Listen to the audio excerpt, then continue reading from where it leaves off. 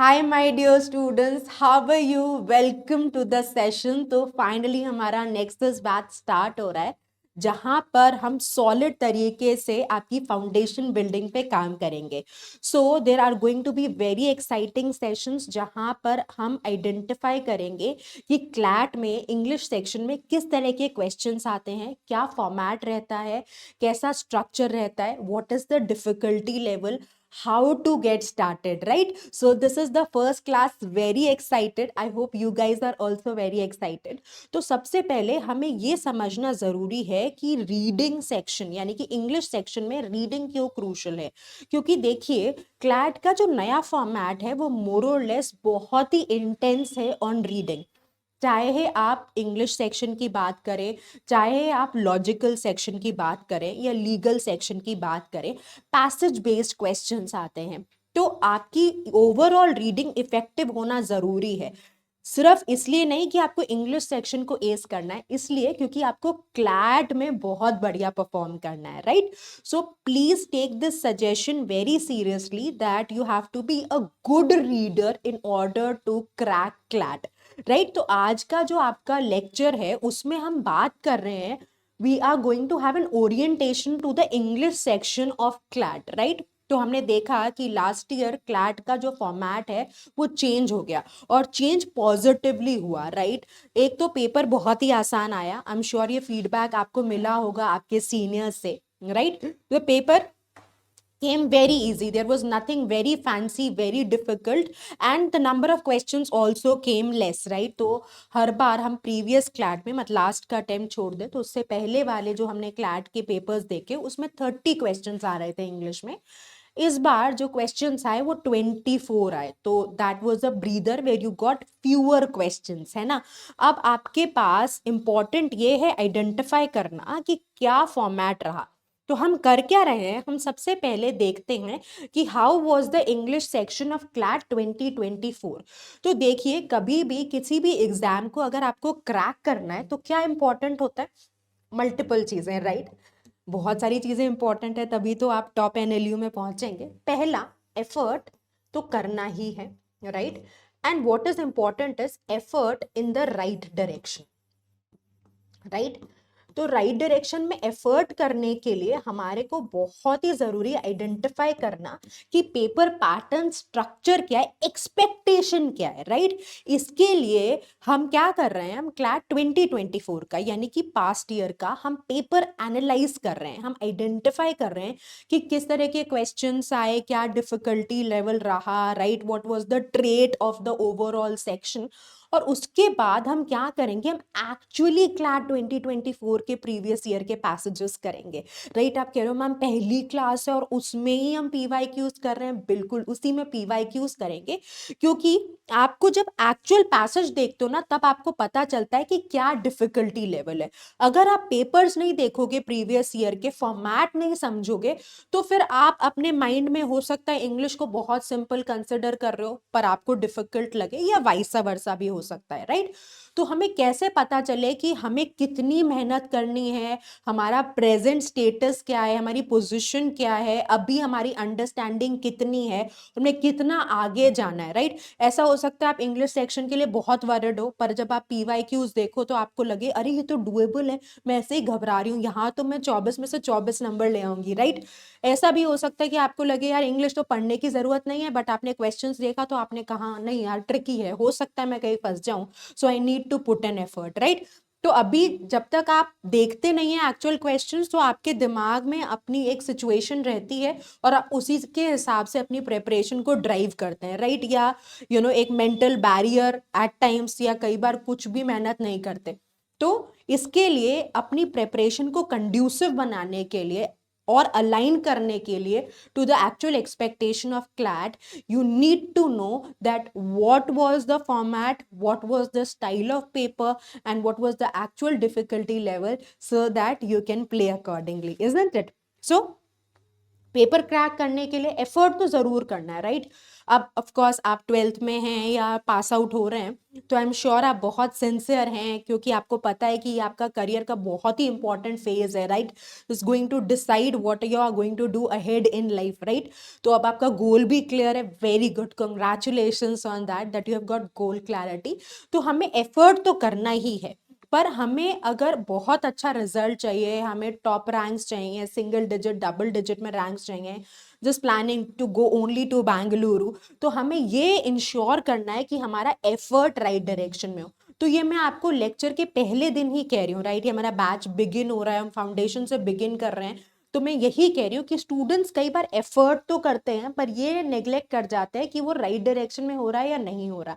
तो जब आप मेहनत करो, हमेशा इंश्योर करो कि आप राइट डायरेक्शन में एफर्ट कर रहे हो। और ये कैसे पता चलता है? आपकी धीरे धीरे धीरे धीरे, pay attention to this, gradually आपकी परफॉर्मेंस में इंप्रूवमेंट आना चाहिए, राइट? क्योंकि जब हम इंग्लिश लैंग्वेज की बात करते हैं, अगर मैं इसी पे फोकस करूं, तो आप रीड करना सीख रहे हो सकता है आप में से कुछ लोग वोरेशियस रीडर्स हो, कुछ बहुत ही फिक्शंस पढ़ते हो, फैंस हो कुछ सर्टन ऑथर्स के, पर हमें ये देखना है कि हमें वेरिड रीडिंग करनी है, हमें अलग अलग सोर्सेस से अलग अलग तरीके के कंटेंट को रीड करना है। अगर आप इन जनरल फिक्शन रीड कर रहे हैं, तो नॉन फिक्शन की तरफ मूव करिए। अब हो सकता है आप में से कुछ तो बिल्कुल भी इंटरेस्टेड ना हो रीडिंग में, या आपका बैकग्राउंड हिंदी मीडियम का है, तो आपको ऐसे थोड़ी झिझक हो रही है, तो कोई बैरियर मत रखिए, बट इंश्योर करिए कि आप एक स्किल सेट अक्वायर कर रहे हैं। और स्किल सेट अक्वायर करने के लिए हर इंडिविजुअल का पेस अलग अलग होता है। जैसे हो सकता है फॉर मी, कार सीखने के लिए मुझे 25 दिन लग गए, और आप बहुत स्मार्ट हो तो आप कार 10 दिन में ही सीख गए, राइट? बट मुझे अगर 25 दिन लग रहे हैं, तो मैं गिव अप नहीं करूंगी कि मुझको तो 10 दिन में आ गई, मुझे तो आ नहीं रही, तो let me just give up. No, I am going to work hard, right?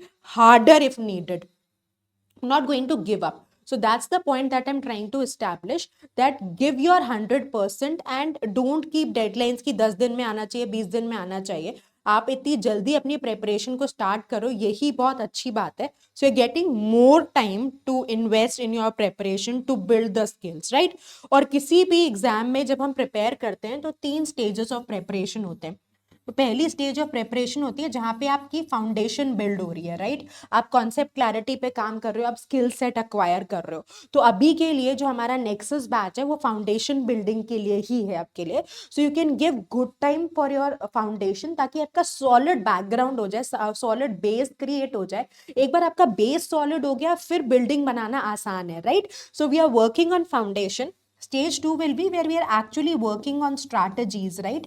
जहां पे हम टिप्स सीख रहे हैं, ट्रिक्स सीख रहे हैं, ट्रैप समझने की कोशिश कर रहे हैं, what is the right way to solve the questions, उस पे फोकस कर रहे हैं। सो सेकंड स्टेप है strategies and actual preparation, right? और थर्ड स्टेज ऑफ प्रेपरेशन में आप PYQs बहुत सारे करते हो, आप मॉक्स देते हो, आप टेस्ट देते हो, सेक्शनल्स देते हो, right? Where you are more or less actually practicing and testing yourself. तो अभी हमें रियलाइज करना है कि हमारी फाउंडेशन स्टेज है ना? तो फाउंडेशन स्टेज पे हमको अपने आप को ये क्लैरिटी देनी है कि अभी हो सकता है मेरी एक्यूरेसी ना आ रही हो, because I am learning, right? So please keep this in mind. आप आइडेंटिफाई करो आप कौन सी स्टेज ऑफ प्रेपरेशन पे हो। क्योंकि देखो, अगर आप अभी फाउंडेशन स्टेज पे और आप ये इंश्योर कर रहे हो, ये अब से एक्सपेक्टेशन कर रहे हो कि मैं जो भी टेस्ट लगाऊं उसमें 10 on 10 आ जाए, फिर ये आप अनरियलिस्टिक एक्सपेक्टेशन सेट कर रहे हो, राइट? क्योंकि अभी तो आपकी रीडिंग ही कंफर्टेबल नहीं हो आप रीडिंग में। तो अभी आप कोशिश करो कि आप रीडिंग में कंफर्टेबल हो, राइट? आपको समझ में आने लग जाए कि पैसेजेस क्या इंफॉर्मेशन कन्वे कर रहे हैं, आपका टाइम ग्रेजुअली रीडिंग में कम हो जाए, right? So that's really really important. तो चलिए फिर अब देखते हैं कि व्हाट वाज द ट्रेंड। तो अगर हम ट्रेंड देखें 2022 का, राइट? तो मैंने 3 सालों के पेपर्स को ऑब्जर्व किया, और ऑफ कोर्स हम अपकमिंग क्लासेस में बहुत सारे PYQs करेंगे भी, राइट? और स्ट्रैटेजिकली करेंगे, जहाँ पे आपको सिखाऊंगे कि what should be the right approach, right? तो 2022 में जो नंबर ऑफ क्वेश्चंस थे वो 30 थे, फिर 23 में भी 30 आए, और 24 में जैसा मैं आपको बता रही थी कि पेपर फॉर्मेट चेंज हुआ, तो आपको 24 क्वेश्चंस मिले। तो number of questions reduced by 6, तो that was also a major relief for the students कि आपको 6 सवाल कम करने पड़े, राइट?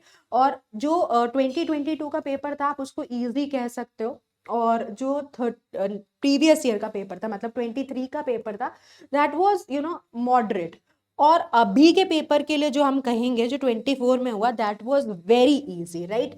सो अब के ट्रेंड में वेरी इजी तो नहीं आएगा, डिफिकल्टी लेवल थोड़ा सा इंक्रीज करेगा, बट ऐसा नहीं है कि डिफिकल्ट हो जाएगा। सो अगर हम बात करें कि 2025 में क्या ट्रेंड रहेगा, number of questions are expected to be 24, क्योंकि अगर लास्ट ईयर ही पैटर्न चेंज हुआ है तो एक्सपेक्टेड है कि इस साल उसी पैटर्न को लेकर वो आगे बढ़ेंगे। और the difficulty level can be between easy and moderate, because इस टाइम बहुत लोगों ने ऑब्जेक्शन रेज किया कि the paper was too easy for CLAT standards, right, for NLU standards. तो ऐसा एक जनरल फीडबैक आया। So of course it is expected कि पेपर बहुत आसान तो नहीं आएगा, the last year students got lucky, but ऐसा भी नहीं कि एक्सेप्शनली एकदम से डिफिकल्टी लेवल बहुत हाई कर देंगे। So you can expect easy to moderate difficulty level for the upcoming year, right? So CLAT 2025 में आप क्या expect कर सकते हो? Number of questions remaining 24, and it will be not very easy. I am telling you again, it will be between easy to moderate. ठीक है, चलिए अब आगे अगर हम देखें तो आइडियल अटेम्प्ट्स कितने थे। अब जैसा मैंने आपको कहा पेपर ही बहुत आसान था, तो 24 में से अगर आप 20 प्लस क्वेश्चंस करके आ रहे हो so that was a good attempt, right. और जो नंबर ऑफ पैसेजेस आए 4 आए, difficulty level as I told you was easy. तो देखिए जब पेपर आसान आता है ना तो बच्चे ऐसे बहुत एक्साइटेड हो जाते हैं कि पेपर तो बहुत आसान आ गया, मजा आ गया। बट जब पेपर आसान आ जाता है आपको नंबर ऑफ अटेम्प्ट्स बढ़ाने होते हैं और उन क्वेश्चंस में एक्यूरेसी आना भी इंपॉर्टेंट है। तो ओवरऑल गेम वहां पर जाके कहीं बैलेंस आउट हो जाता है। तो ऐसा मत समझिए कि अगर पेपर आसान आ गया तो आपके लिए आसान है, पेपर आसान है तो सबके लिए आसान है, मुश्किल है तो सबके लिए मुश्किल है, राइट। सो अगर मुश्किल होगा तो अटेम्प्ट्स कम होंगे सबके ही, और अगर आसान है तो सबके अटेम्प्ट्स ज्यादा होंगे, और अगर अटेम्प्ट्स ज्यादा हैं तो एक्यूरेसी अच्छी आनी जरूरी है, राइट। सो इस बार 20 प्लस वॉज 24 में से देखिए 20 plus was a good attempt, right. So you can see, you can imagine that what was the difficulty level, right? चलिए, सो नाउ अब क्लैट 2024 का अगर हम डिटेल में एनालिसिस करें कि किस तरीके के क्वेश्चंस आए, तो like I told you the passages were very interesting to read. अगर आप अभी भी मैं आपको पढ़ाऊंगी, मतलब we will pick up some passages CLAT 2024 के, and I will show it to you किस किस लेवल के पैसेजेस थे, क्या डिफिकल्टी लेवल था, क्या अलाइनमेंट था। और जो प्रोसेस ऑफ एलिमिनेशन था, यानी कि ये मैं आपको डिटेल में समझाऊंगी कि हमें 4 आंसर चॉइसेस मिलती हैं, 3 तो डेफिनेटली इनकरेक्ट हैं, तो हम इनकरेक्ट को एलिमिनेट करते जाएंगे, जो बचेगा वो करेक्ट आंसर होगा, right. So that's what we call process of elimination, right. तो मैं हमेशा स्टूडेंट्स को कहती हूँ कि जब हम क्वांट की बात करते हैं तो हम अपने आंसर्स को सिलेक्ट करते हैं, verbal ability, reading comprehension, English section में आप कोशिश करिए कि आप सिलेक्ट ना करें, आप एलिमिनेट करें। तो you should be sure why these 3 answer choices are incorrect, and whatever remains that should serve as the right answer, right। तो ये बहुत क्रूशियल है, बहुत इंपॉर्टेंट है समझना। तो बहुत सारे क्वेश्चंस आप एलिमिनेशन स्ट्रैटेजीज या टेक्निक से ही सॉल्व कर सकते थे।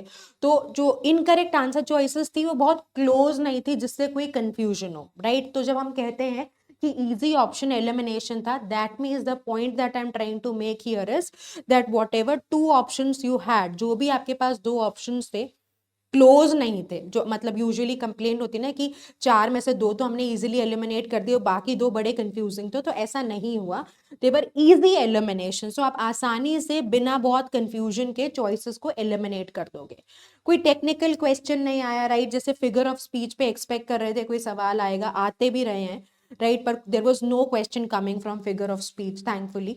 ठीक है, जो लिटरली पैसेजेस आए थे, एक अनीता देसाई करके एक बहुत फेमस नॉवलिस्ट है, राइट, तो उनका एक बुक का एक्सर्प्ट था, तो which is very interesting to read. तो वहाँ पर आपको थोड़ा सा अपना अंडरस्टैंडिंग, लिटरेचर की अंडरस्टैंडिंग हो, और अगर आपका बैकग्राउंड है, अगर आपने जनरल रीडिंग करी है, नॉवेल्स पढ़े हैं, तो आपको बहुत मजा आता है। तो वहाँ पे there were some nuances where you had to understand the context, but again it was not something that was not doable, right. Even if you do not have the background, पर आपको अगर इंटरेस्टिंग लग रहा है passage तो आप उसको बहुत इजीली डिकोड कर लोगे, डिकंस्ट्रक्ट कर लोगे, उसके एसेंस को आइडेंटिफाई कर लोगे, right. So that's what I said, क्योंकि इंग्लिश लिटरेचर में अगर आपकी थोड़ी फेमिलियरिटी, एक पैसेज अभी आपको कराती हूँ, बहुत सारे क्वेश्चंस इंग्लिश लिटरेचर से आए तो वो बहुत डुएबल थे और स्ट्रेट फॉरवर्ड क्वेश्चंस आए, राइट। कोई बहुत ज्यादा क्रिटिकल जहाँ पे रीजनिंग इन्वॉल्व थी या इन्फ्रेंसेस इन्वॉल्व थे, टोन टाइप क्वेश्चंस थे वो बहुत बहुत कम आए, ना के बराबर आए, तो जहाँ पे बहुत टेक्निकलिटी नहीं थी, so there were more or less direct questions which came.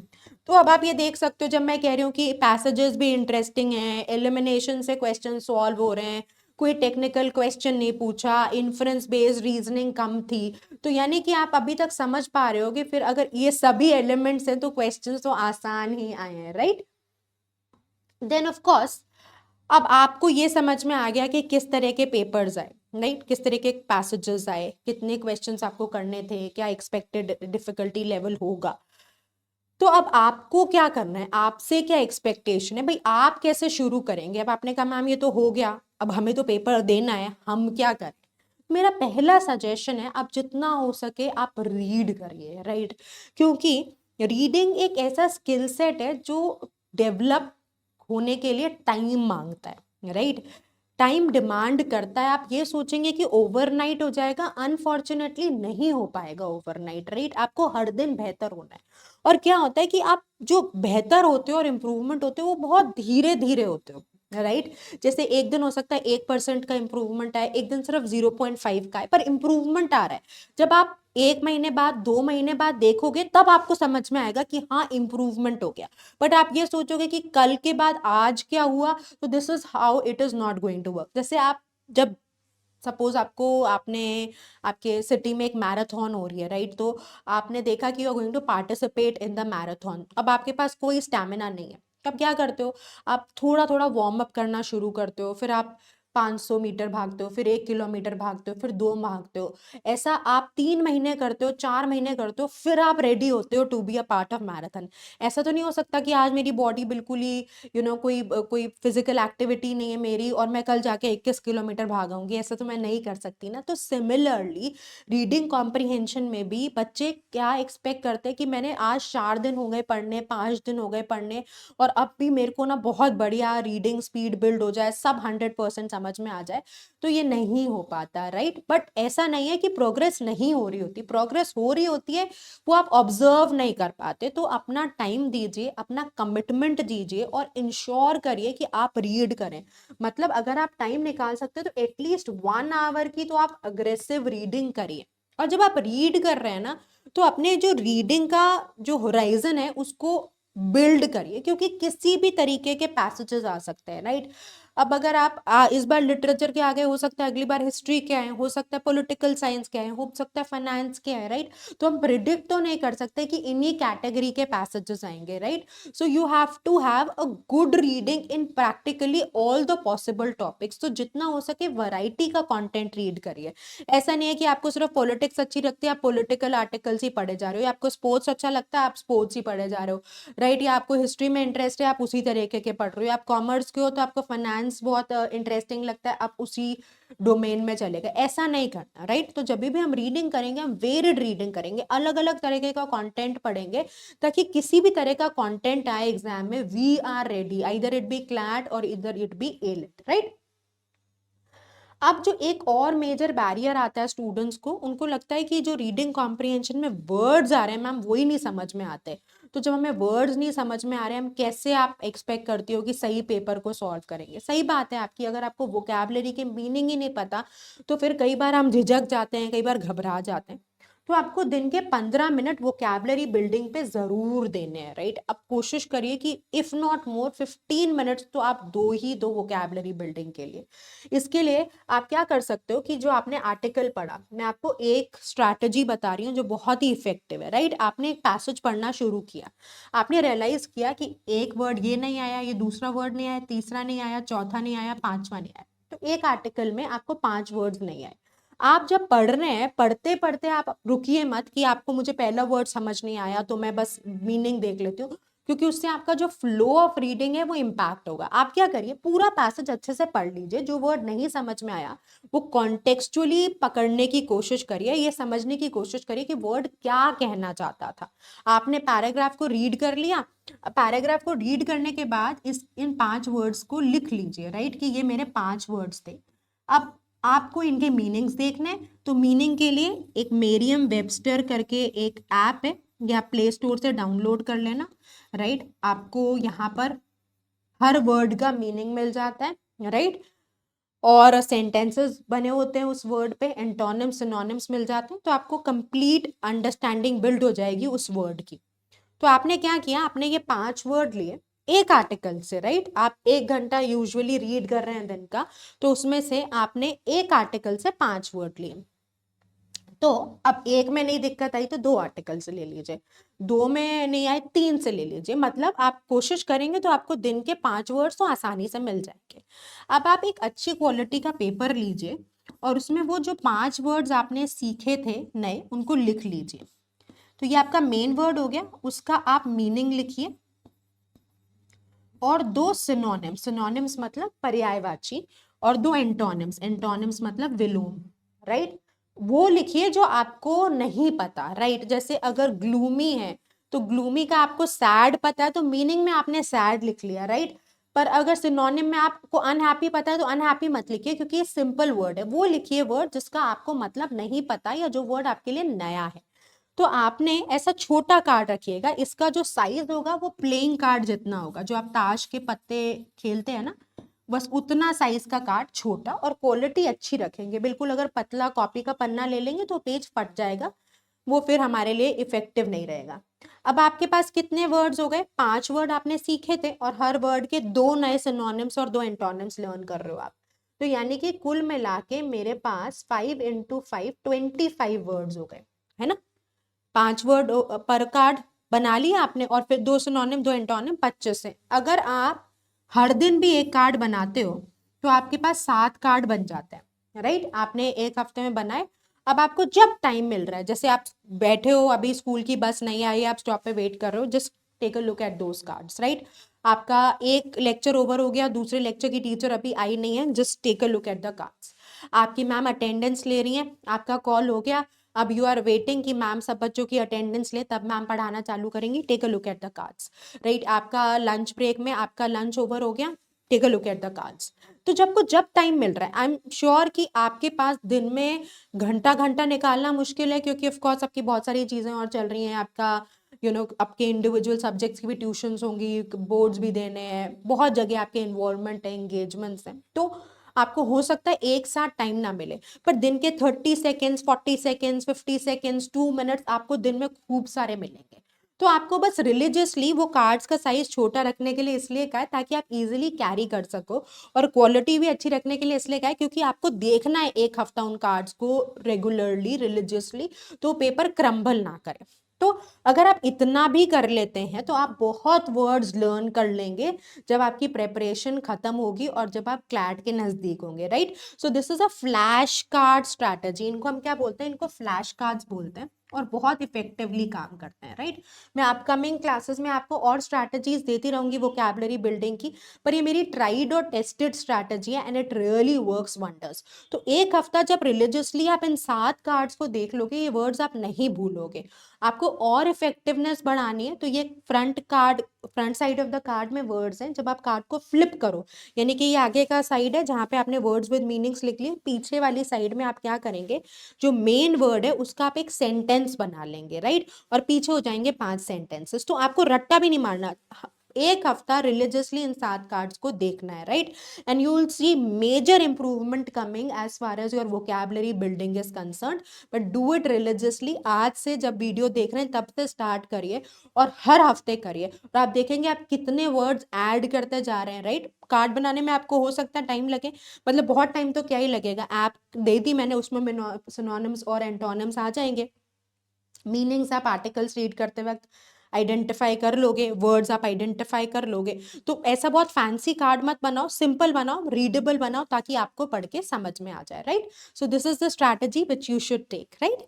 अब स्टूडेंट्स पूछते हैं हम कौन सा न्यूज़पेपर पढ़ें, तो आप हिंदू और इंडियन एक्सप्रेस में से कोई भी पढ़ सकते हो, आप इनकी ऐप डाउनलोड कर सकते हो, राइट? और अब आपने ऐप डाउनलोड कर ली, अब देख लो कि कौन सा स्टाइल ऑफ राइटिंग से आप ज़्यादा फैमिलियर हो रहे हो, ज़्यादा आप कंफर्टेबल हो रहे हो, आप उस न्यूज़पेपर को पिक कर सकते हो। बोथ आर इक्वली गुड, ऐसा नहीं है कि हिंदू बढ़िया नहीं है, इंडियन एक्सप्रेस बढ़िया नहीं है, दोनों अच्छे न्यूज़पेपर्स हैं।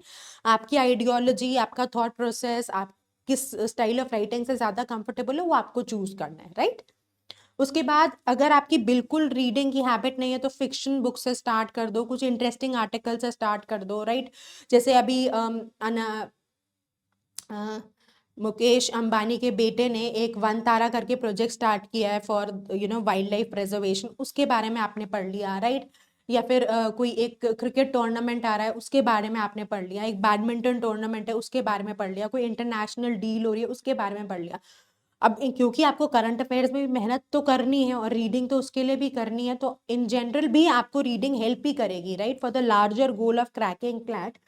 सो you can do that, but still बहुत ही स्ट्रगल कर रहे हैं तो you could read some fiction, non fiction books, कोई मैगजीन्स पढ़ सकते हैं, पर पढ़ना शुरू कर दीजिए। मतलब अब कल के लिए मत टालिए कि कल से मैं पढ़ूंगी, आज से अभी से ही आपको अग्रेसिवली रीड करना है, राइट? और इसका असर, रीडिंग का असर आपको हर सेक्शन में दिखेगा, करंट अफेयर्स में दिखेगा, इंग्लिश में दिखेगा, लीगल में दिखेगा, लॉजिकल में दिखेगा।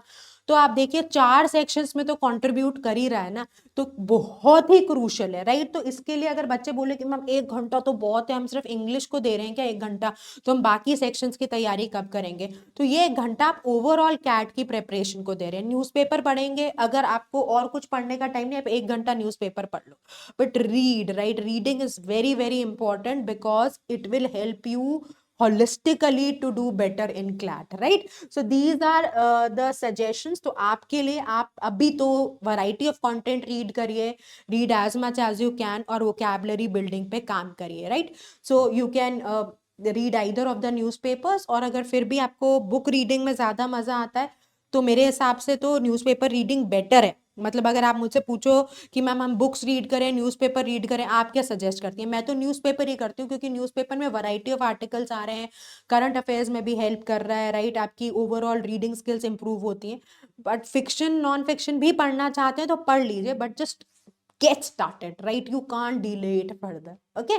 सो दीज आर सम रिकमेंडेशंस। चलिए, तो अब हमने क्लैट 2024 का एनालिसिस कर लिया, राइट? हमें पता चल गया किस तरीके के क्वेश्चंस थे, हमने 2025 में किस तरह के क्वेश्चंस आ सकते हैं वो भी मोर or less difficulty level wise explore कर लिया, राइट? तो अब हम एक्चुअली में क्लैट 2024 का एक पैसेज सॉल्व करते हैं और देखते हैं कि कैसे पैसेज आया था और किस तरह के क्वेश्चंस थे। आप एक बार खुद से रीड करो, आई विल स्टेप असाइड, और उसके बाद फिर मैं आपको समझाती हूँ।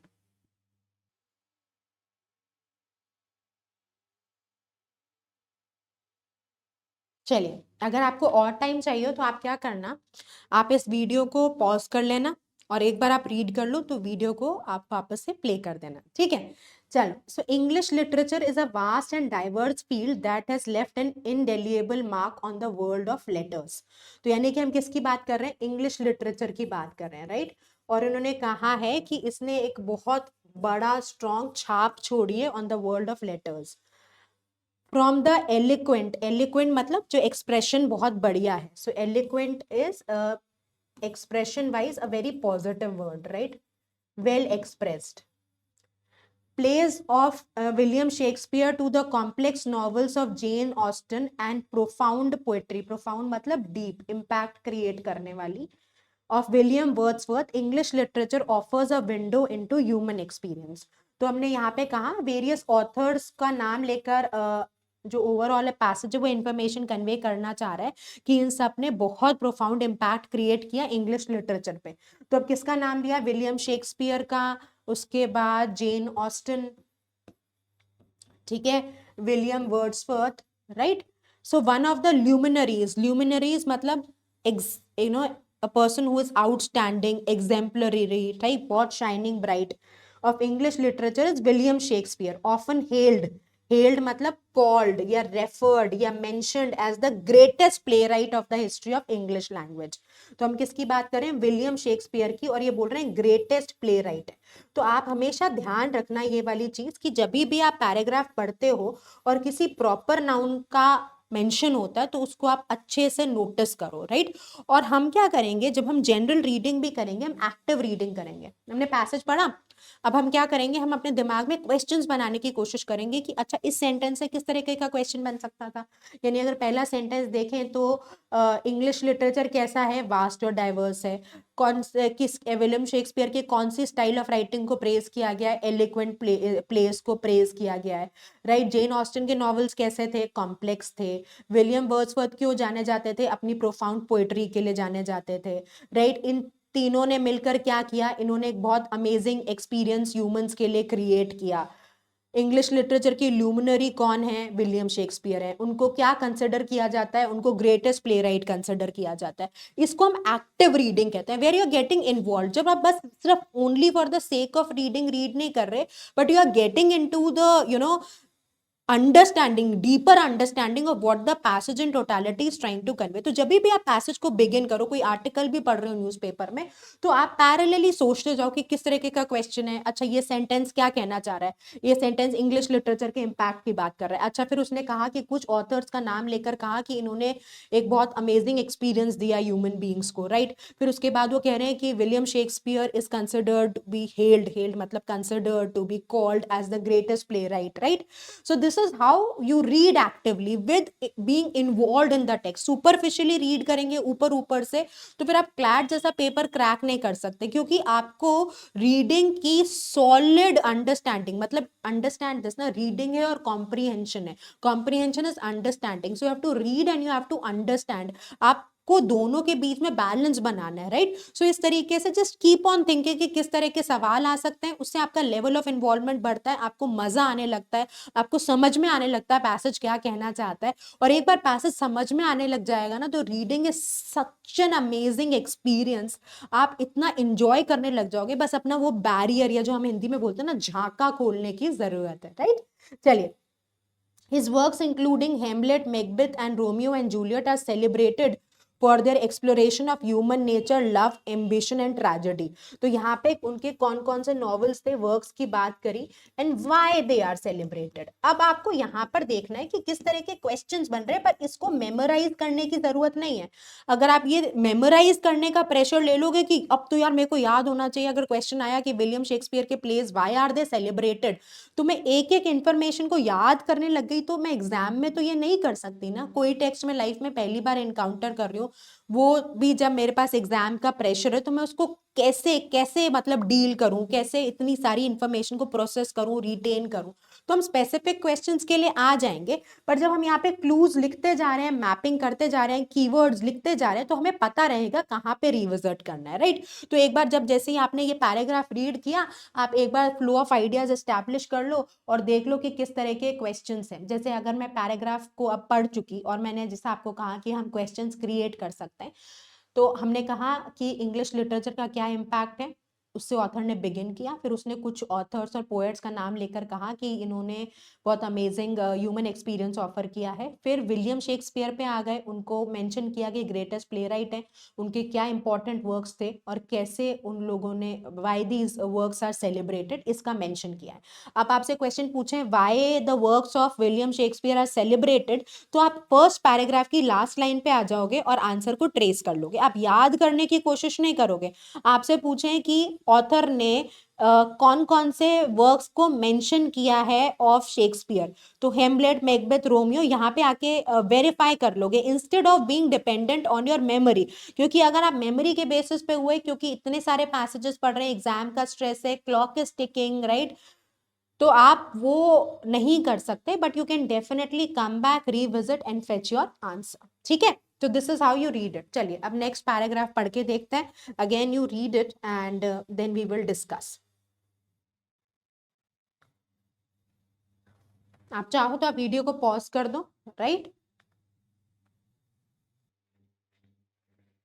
चलिए, so his characters such as tormented Hamlet and star-crossed lovers Romeo and Juliet continue to captivate readers and audience worldwide। हाँ, फिर वही plays of William Shakespeare का impact उसी को डिस्कस कर रहे हैं, राइट। इन 19th century, अब 19th century पे आ गया। 19th century assured a new era of literary giants। तो अब 19th century में किसकी बात कर रहे हैं, जेन ऑस्टन के नॉवल की बात कर रहे हैं। अब आपसे पूछ सकते हैं कि 19th century में किस ऑथर की बात करी, अच्छा जेन ऑस्टन की बात करी, राइट। और जेन ऑस्टन के नॉवेल्स कौन कौन से नॉवेल्स की बात करी, pride and prejudice, sense and sensibility की। अब इनके नॉवेल्स क्या ऑफर कर रहे थे, तो Jane Austen novels and offering, तो यहाँ पर उन्होंने बोला provide incisive social commentary through the lens of wit and romance.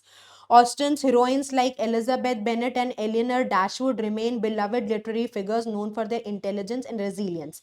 तो यानी कि पूरा का पूरा पैराग्राफ किसकी बात कर रहा है कि 19th सेंचुरी में किस तरह के ऑथर्स आए, जेन ऑस्टन आई, जेन ऑस्टन की 2 नॉवेल्स की बात करी, जेन ऑस्टन के स्टाइल ऑफ राइटिंग की बात करी, उनके 2 कैरेक्टर्स की बात करी और कैसे वो बिलवड कैरेक्टर्स हैं। तो अब जहां भी क्वेश्चन जेन ऑस्टन से रिलेटेड नॉवेल्स का आएगा, 19th सेंचुरी का आएगा, आप यहाँ पे रिविजिट कर लेना। बट आपको फ्लो ऑफ आइडिया तो पता चल गया, आपको ये पता चल गया कि ऑथर कहना क्या चाहता है।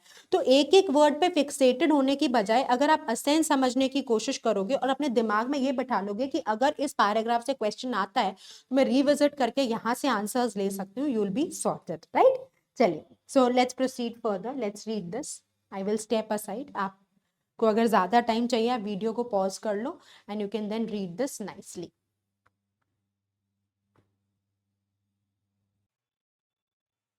अच्छे से रीड करो, राइट, एक्टिव रीडिंग करो। तो ऐसे सुपरफिशियली मत रीड करो कि हाँ बस मेरे को तो टिक मार्क लगाना है, मैम ने कहा है घंटा रीड करना है तो घंटा कैसे भी पूरा कर लूं, बिकॉज उससे क्या होगा, उससे वो इम्पैक्ट नहीं आएगा जो हम चाह रहे हैं, राइट। तो हमें अगर इम्पैक्ट चाहिए, अगर हमें आउटपुट चाहिए, तो हमें उतना ही सिग्निफिकेंटली हमें इनपुट देना पड़ेगा, है ना।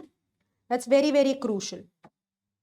तो जैसे हम आगे पढ़े, द रोमांटिक एरा, अब किसकी बात हो रही है, रोमांटिक। तो सिर्फ इंफॉर्मेशन आ रही है, देखिए आप बहुत सारी इंफॉर्मेशन तो घबराएंगे नहीं, बस just keep on reading, right. और छोटे छोटे यहाँ पर कीवर्ड्स लिखते रहिए, कैसे पैसेज को रीड करना है। डिटेल में मैं मैपिंग स्ट्रैटेजीज की भी आपसे बात करूंगी, but just don't get worried कि ये रोमांटिक एरा तो मुझे पता ही नहीं है, मेरे तो बैकग्राउंड ही नहीं है लिटरेचर का, अब मैं क्या करूं, राइट। जैसा मैंने आपको कहा था कि लिटरेचर का जिसका अगर इंटरेस्ट था, ओरिएंटेशन था, उनको मजा आया होगा in the initial discussion of how the passages appeared, right. तो आई एम श्योर अब तक आप ये गॉज कर पा रहे होगे। फिर एक और पैसेज है अनीता देसाई का, वो भी हम अपकमिंग सेशंस में डिस्कस कर लेंगे आपके साथ।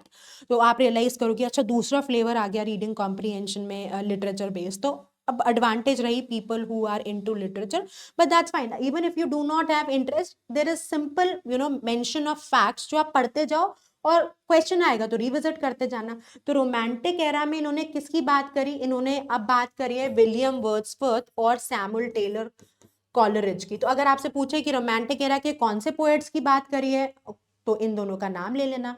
Who celebrated the beauty of nature and emotional intensity of individuals. So what did the authors of romantic era celebrated? Come to this line and get the answer, right? फिर Wordsworth I wandered lonely as a cloud, तो यहाँ पर Wordsworth की book को mention करा है और Coleridge के वर्क को मेंशन करा है। अब आपसे पूछे विलियम वर्ड्सवर्थ के कौन से वर्क को मेंशन करा है, तो आप यहाँ पे आ जाओगे, क्योंकि आपने अभी वो जेन ऑस्टन के भी नॉवेल्स पढ़ रहे हो, विलियम वर्ड्सवर्थ का भी काम पढ़ रहे हो, तो इतने सारों के नाम कैसे याद रखोगे, right. But you have written here ना विलियम वर्ड्सवर्थ का वर्क या कॉलरिज का work, so you can come.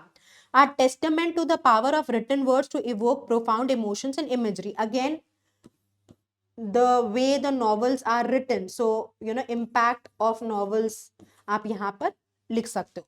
Moving towards 20th century, अब 20th सेंचुरी में क्या हो रहा है, अब आप लिखते जाओगे ना कि अच्छा 19th सेंचुरी की बात हुई, फिर रोमांटिक एरा की बात हुई, अब 20th सेंचुरी की बात हो रही है। तो अब वर्जीनिया वुल्फ का ground breaking novel Mrs Dalloway, तो आपसे पूछ सकते हैं कि 20th सेंचुरी में वर्जीनिया वुल्फ का कौन सा ग्राउंड ब्रेकिंग नॉवल था, right. So you can get the answer, novel था मिसेस डैलोवे। और उसने क्या किया, मिसेस डैलोवे में क्या हुआ, he explored the inner thoughts and lives of its character with the modernist narrative style. So what happened in 20th century, कौन से ऑथर की बात करी, उसका कौन सा नॉवल था, उसका क्या इम्पैक्ट था, स्टाइल क्या था, what was the novel offering, वो सब आपको इंफॉर्मेशन गिवन है। आपको बस as per the question you have to come and get the answer, right। चलिए आगे पढ़िए।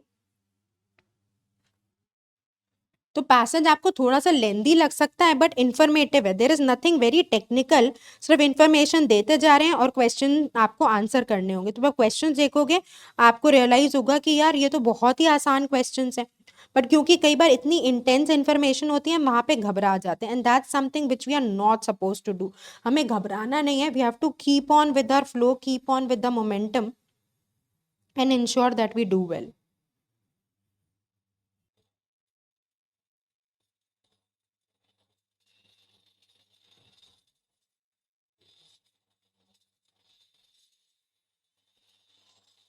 चलिए, तो आई एम श्योर आपने रीड कर लिया। अगर आपको और टाइम चाहिए हो तो आप क्या करना, आप वीडियो को पॉज कर लेना and then you can read it further.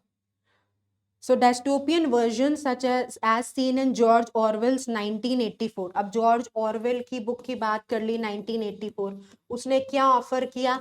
Offered stark warnings about the dangers of totalitarianism and the erosion of individual freedom. अब घबराओ मत कि टोटलिटेरियनिज्म क्या होता है, मुझसे तो वर्ड ही नहीं बोला जा रहा। अगर कोई नया वर्ड इंट्रोड्यूस कर दिया तो उनको पता है कि क्लैट का पेपर एक साइंस का स्टूडेंट भी दे रहा है, एक कॉमर्स का भी दे रहा है, एक ह्यूमैनिटीज का भी दे रहा है। तो आपसे ये नहीं पूछ लेंगे कि टोटलिटेरियनिज्म क्या है, और अगर पूछेंगे भी तो कॉन्टेक्स्ट सेट करके कहानी दे के पूछेंगे। यही मैं स्टूडेंट्स को समझाती हूँ कि ये जो आपका वरी है ना कि आप एक एक वर्ड पे फिक्सेटेड हो जाते हो, वो आपको ओवरकम करना है। एविडेंस बेस्ड रीजनिंग है, मतलब the answer has to be supported from the text, right?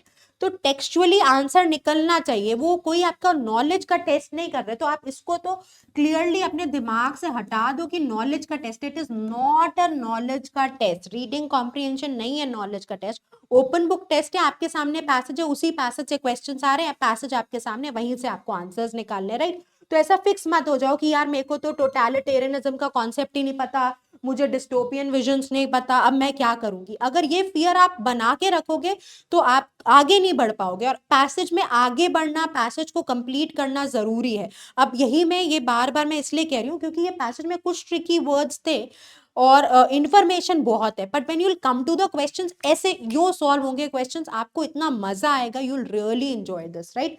पढ़ के देखते हैं आगे। Today English literature is a global phenomena. तो यानी कि अब इन्होंने सारी बात कर ली और आज के कॉन्टेक्स्ट में इसने कह दिया कि ये ग्लोबल फिनोमेना है। अब आपसे पूछे कैसे global phenomena, transcending borders and languages. Transcending मतलब crossing. Indian authors like Arundhati Roy, तो इंडियन ऑथर्स में किसकी बात करी? अरुंधति रॉय की। उनके कौन से नॉवल की बात करी? God of small things. Have one prestigious international literary awards. आपसे पूछ ले कि कौन से इंडियन ऑथर को प्रेस्टिजियस इंटरनेशनल लिटरेरी अवार्ड्स मिले? अरुंधति रॉय को मिले। कौन से नॉवल लिखा था अरुंधति रॉय ने? गॉड ऑफ स्मॉल थिंग्स लिखा था। What is there in the book? तो what is the book offering? Intricate, intricate मतलब very delicate, full of detail, family dynamics, but also delves into मतलब gets into the broader socio-political landscapes of India, right? So this is what it means. चलो अब आगे बढ़ते हैं। इन summary, तो अब यहाँ पे ऑथर ने क्या किया? क्रक्स बता दिया या समरी बता दी। English literature is the testament of enduring power of story telling in written world.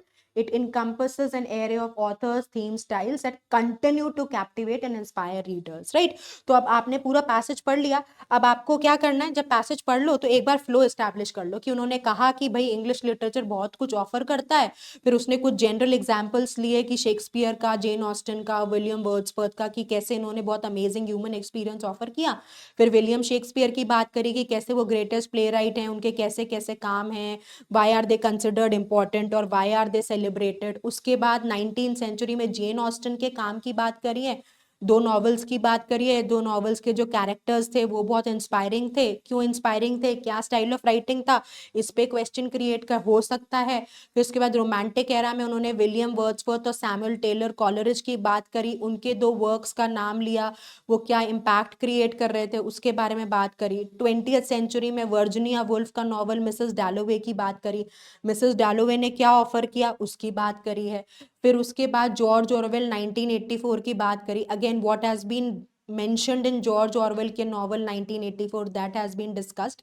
फिर उसके बाद उन्होंने इंडियन ऑथर्स के कॉन्टेक्स्ट में बात करी और अरुंधति रॉय के गॉड ऑफ स्मॉल थिंग्स की बात करी, what is it offering, and in totality कहा कि इंग्लिश लिटरेचर का प्रोफाउंड इम्पैक्ट है और रीडर्स को इंस्पायर करता है अक्रॉस द वर्ल्ड, राइट?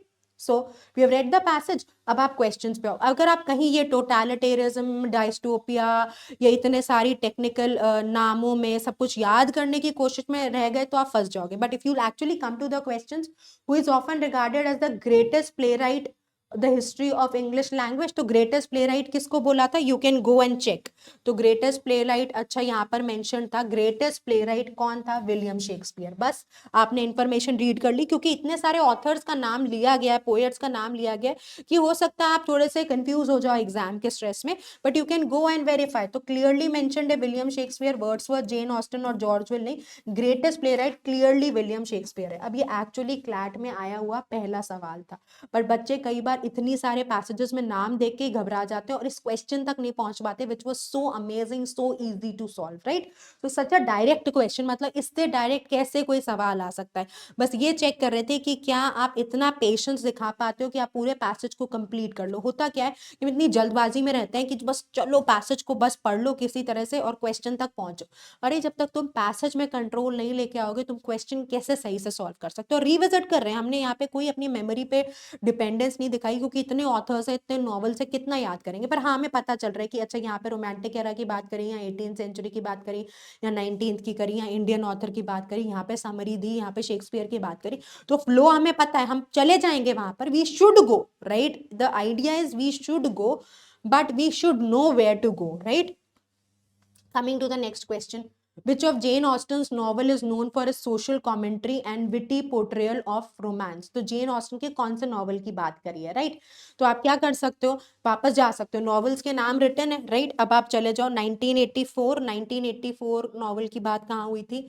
1984 तो जॉर्ज ऑरवेल का नॉवल है, हमें तो जेन ऑस्टन का नॉवल चाहिए, ठीक है। उसके बाद जब हम जेन ऑस्टन पे जाते हैं तो जेन ऑस्टन के दो नॉवेल्स की बात करी, एक प्राइड एंड प्रेजुडिस की बात करी, एक सेंस एंड सेंसिबिलिटी की बात करी। और इसमें इसने कहा कि ये क्या प्रोवाइड कर रहा है, incisive social commentary through the lens of wit and romance.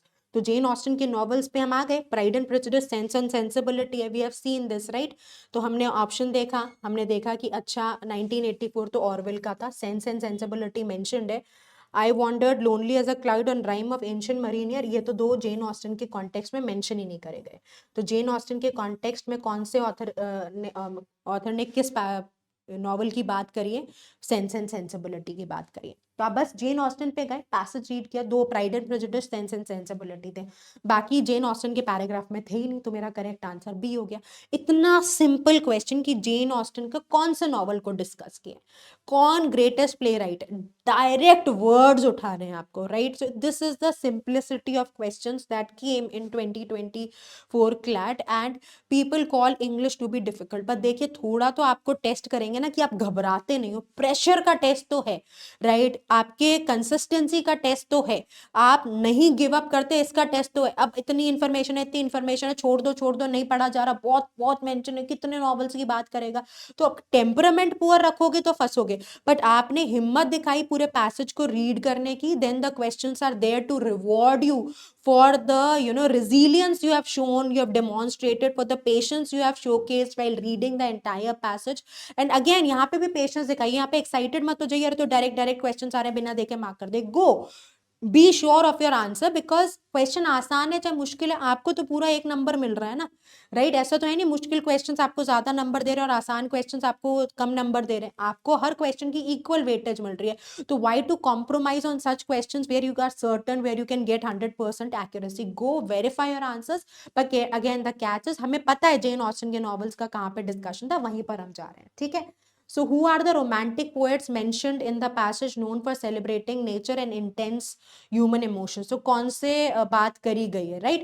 So again हमने कहा romantic poets। अब जहाँ पे आप पैराग्राफ को रीड कर रहे हो, जब एक्टिव रीडिंग कर रहे हो तो आप कीवर्ड्स लिखते जा रहे हो, जैसे हमने साइड में कीवर्ड्स लिखते गए, right. So we know romantic era के नॉवेल्स में हमने यहाँ पे बात करी थी, तो हमने यहाँ पे 2 नाम लिख दिए थे, William Wordsworth and Samuel Taylor Coleridge. तो हम यहाँ पर आ गए, रिविजिट कर लिया, वी आर श्योर कि अच्छा विलियम वर्ड्सवर्थ थे और सैमुअल टेलर कॉलरिज थे, जो celebrated the beauty of nature and emotional intensity of individuals. So now let's take a look at the answer choices, right. तो किसकी बात हुई है, William Wordsworth and Samuel Taylor Coleridge की बात हुई है। इससे आसान क्वेश्चन मिल सकता है क्या आपको, राइट। अब आपका तो ये मतलब एक इम्पॉर्टेंट उत्तरदायित्व है कि अगर इस तरह के क्वेश्चंस आ रहे हैं, और ये तो एक्चुअल है, मतलब आप खुद जाके टेस्ट कर सकते हो ऑफिशियल वेबसाइट पे, सारे के सारे क्वेश्चंस है। मैंने कोई क्वेश्चन की डिफिकल्टी लेवल को नहीं छेड़ा, कोई ऑप्शन सिंप्लीफाई नहीं किया, ना कोई क्वेश्चन की लैंग्वेज सिंप्लीफाई करी, as it is we are picking up the questions, right. अब what is the title of Virginia Woolf's novel known for the modernist narrative style? तो क्या अब आप देखिए इतने वर्ड्स, आप जब पैसेज पढ़ोगे आपको कई वर्ड्स कॉम्प्लेक्स लगे होंगे, और वो जो वर्ड्स कॉम्प्लेक्स लगे वो आज आपके फ्लैश कार्ड्स बनाने में मदद करेंगे आफ्टर द वीडियो। तो आपको इतने कॉम्प्लेक्स वर्ड्स लगे होंगे, पर आप देखिए क्वेश्चन सॉल्विंग में तो कहीं कोई इम्पैक्ट नहीं आया ना, पर बच्चे यहीं पे डर जाते हैं। तो वर्जीनिया वुल्फ का कौन से नॉवल की बात करिए, तो हम वर्जीनिया वुल्फ के नॉवल पे चले जाते हैं, राइट। हम पहले ही लिख कर आए थे वर्जीनिया वुल्फ का नॉवल, तो कौन से नॉवल की बात करिए, Mrs डैलोवे explored the inner thoughts and lives of it's characters with modernist narrative style. तो नॉवल का नाम क्या है, मिसेस डैलोवे, है ना। अब कोई मेमोरी में मत फंसिएगा कि मेरे को तो याद ही रहना चाहिए, क्योंकि इतने सारे नॉवेल्स हैं, इतने सारे ऑथर्स हैं, तो हम कई बार कंफ्यूज हो सकते हैं। Mrs Dalloway is the direct option provided to you, right. अब आप इंट्रोस्पेक्ट करो कि इस तरह के क्वेश्चंस आप गलत कर सकते हो क्या, even if you do not have a background of English medium. अगर आप हिंदी मीडियम के स्टूडेंट भी हो, और अगर आप बस 1 साल अग्रेसिवली 1 घंटा रीड करोगे, एक्टिवली रीड करोगे, तो आप इस तरह के क्वेश्चंस नहीं सॉल्व कर सकते क्या, क्यों नहीं सॉल्व कर सकते, कौन रोक सकता है आपको। 1 साल तो बहुत होता है एक स्किल सेट को अक्वायर करने के लिए, राइट। म्यूजिक सीख जाते हैं लोग, स्पोर्ट्स सीख जाते हैं, आपको रीडिंग सीखनी है, और वो रीडिंग आपको इतना कॉन्ट्रीब्यूट कर रही है, राइट। तो आप घबराओ मत, आप बस इसलिए ही एक पैसेज करवाने का, व्हाट इज द ऑब्जेक्टिव, पहली क्लास में क्लास 2024 का पैसेज कराने का क्या ऑब्जेक्टिव है, कि आपका जो अंदर का फियर है आप उसको ओवरकम कर लो, you emerge out to be stronger, और आपको कॉन्फिडेंस आए, आपको फेथ है कि यार इस तरह के क्वेश्चंस तो मैं कर सकती हूँ, इन क्वेश्चंस में है ऐसा क्या। अब वही डायोस्टोपियन क्या है, या फिर you know what is totalitarianism, नहीं फंस रहे, कहीं आपको फंसा ही नहीं रहे।